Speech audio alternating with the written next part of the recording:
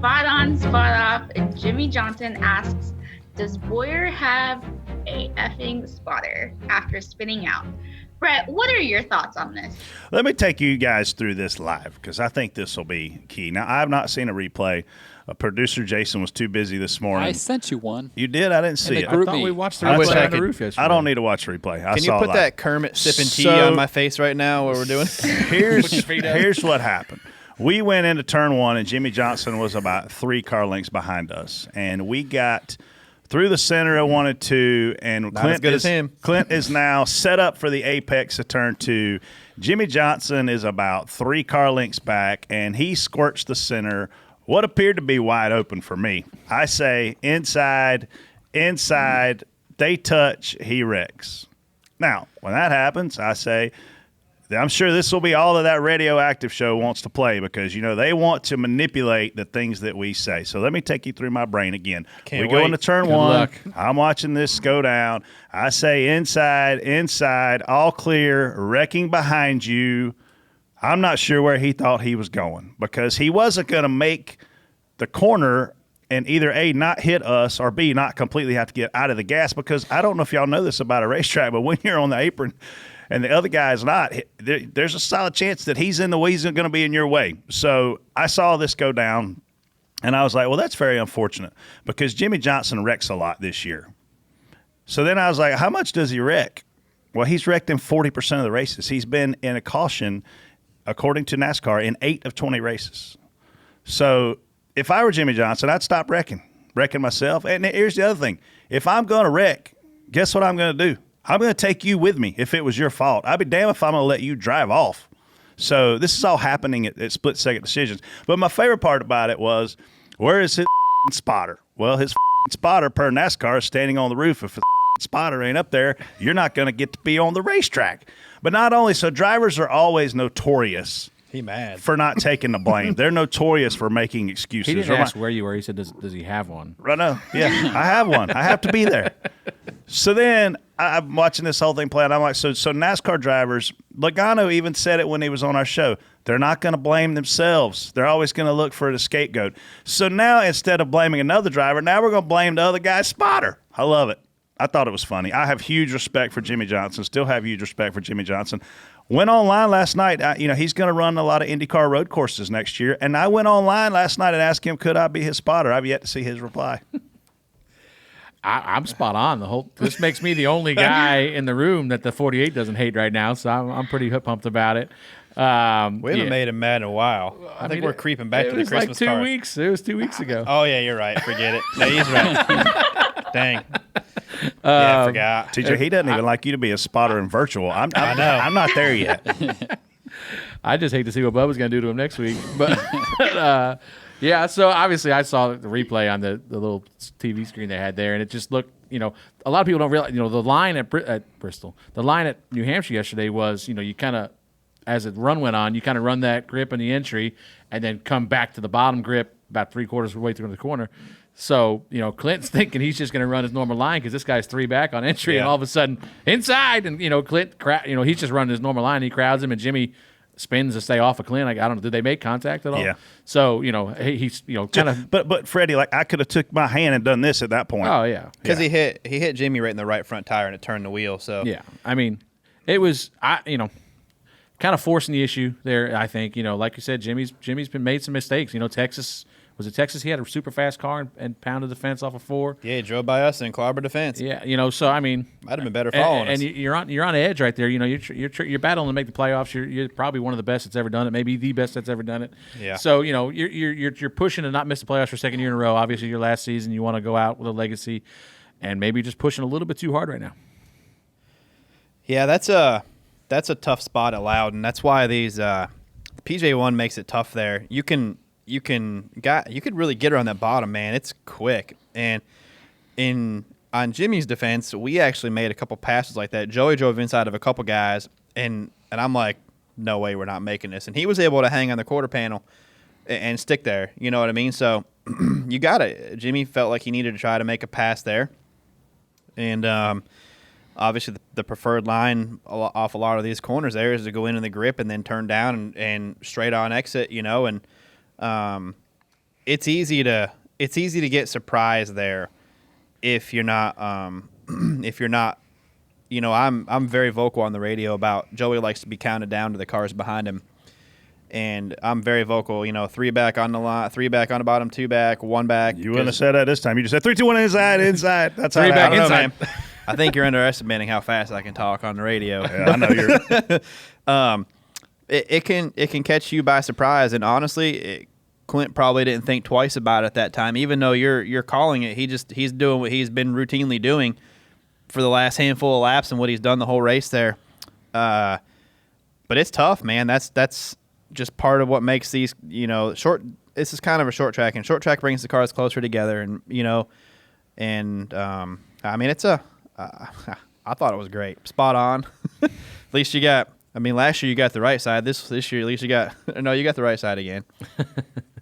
No, you got the left side. This side. Here's for all the comments that fans tweeted. Oh yeah, you gotta love that, dude. Everybody knows. Yeah, everybody's that was a genius. spot on. Our plane didn't show up until great. we had to wait for it to get back from doing some IMSA stuff, and that might have been my favorite time of just scrolling Twitter, reading the comments. Hey, I gotta ask y'all something. What is a snowflake? Snowflake? Have you not called anybody a snowflake? I don't even know what it is. It's a thing that falls out of the sky when it's snowing. I mean, when it's snowing, there's No, it's just like it's. I see it all the time. I don't know. I mean, I'm assuming it's a derogatory term. Well, I saw some chick last night that follows me that told that other guy that I blocked him because I think he's a snowflake. So then I blocked her dumb ass too because I don't even know what a snowflake is. Why? But first of all, if you're gonna talk about me, talk to me. You ain't got to talk behind my back, y'all. Y'all got my Twitter handle. That's what chips me out about But social. you just block everybody. How do you know they weren't? I don't block everybody. I have a conversation with them. Then when they go do dumb shit, I block them. How do you know But it when wasn't you do something dumb nice? They can't block you. They can block me. I don't care, Casey. I don't know these people. These people get their feelings hurt over people they don't even know. That's how stupid they are. So aside from that, because there's definitely people that need to be blocked. Tell me if you. This is another instance later in the race. I think it was like 5 to go.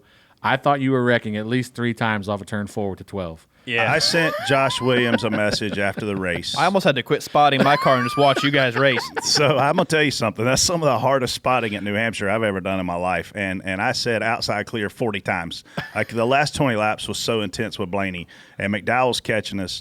And people probably are wondering why we're racing that hard. And it's because if we lose that spot, we could fall out of the top 12 in points and make our draw go from starting in the top 12 to starting in the top 13 to 24th spot. So I text Josh after the race and I said, hey, I was racing for a lot right there. I'm racing to stay in the top 12 in points. I know I raced you really, really hard. I just want you to know that's why. I was telling him everything I could possibly tell him. I know there was opportunities for you to wreck us. Thank you for not wrecking us. Yeah. It's a racetrack. You should race hard, especially for a point, man. We had a hell of a race with. You can't say anything about us racing hard anymore. With Newman for the lucky dog there with like 20 to go. I mean, and it looked like a dirt race. Like they were slide jobbing each other and back and crossing over. I was like, wow, this is great. But like, and everybody gets on Newman for how hard he races. But him and Bubba really ran. I mean, they literally ran side by side, door to door, on each other's ass, bumper to bumper for 20 laps. Never got one out of shape. He'll race you hard, but he's still pretty clean about it. I'll bet Ryan. What do you think Ryan Newman gets all year, like averages point-wise? Like, what do you think he gains by racing that hard all year point-wise? A lot. Like 30, 40 points? Yeah, I would say at least. Yeah. I mean, that's only a point a week, really. I mean, it's probably more than that. I mean, that's huge. That's huge to gain that. That mean, how much would you like 30, 40 points right now? It'd be a huge change, wouldn't it? I would like to put together all 3 stages of the race. Like I can run like crap for 2 stages and get a top 10. Yesterday had 2 good stages, run 15th or 16th. Like we're struggling as a team to put a full race together. And when you talk about the playoffs, we've talked about this before.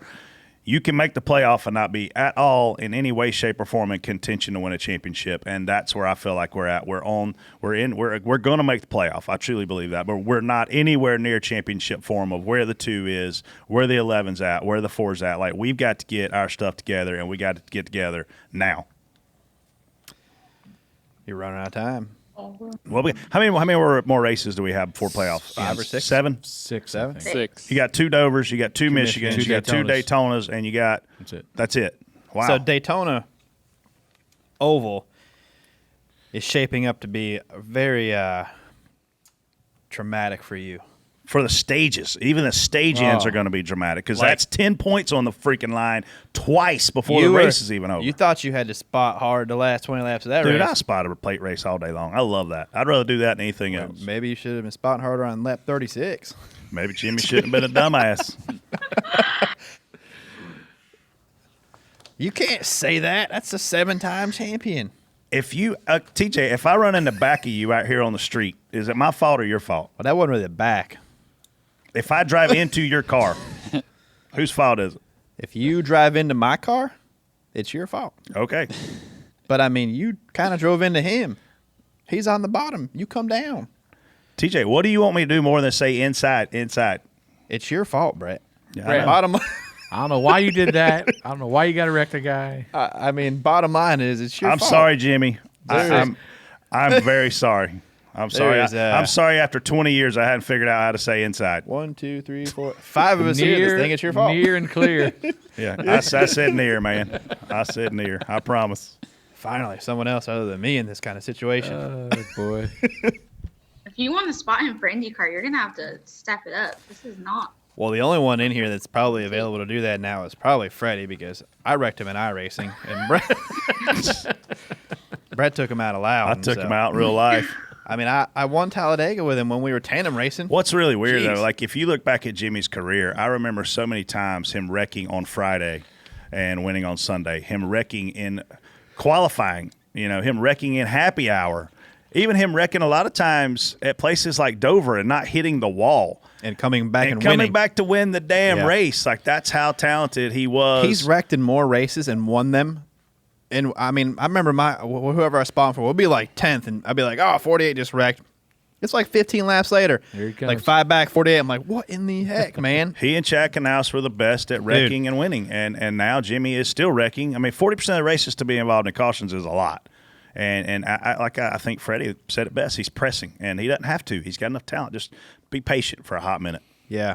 Texas was a perfect example of that, too. Super fast car. Yeah. Super fast car. And just needed to be patient. And as a fan, this is going to be hard for you guys to do because I don't know what TV shows. But when you see Matt DiBenedetto. Close. DiBenedetto. How was that? That was pretty good. How about just Matty D to you from now on? Just Matty D.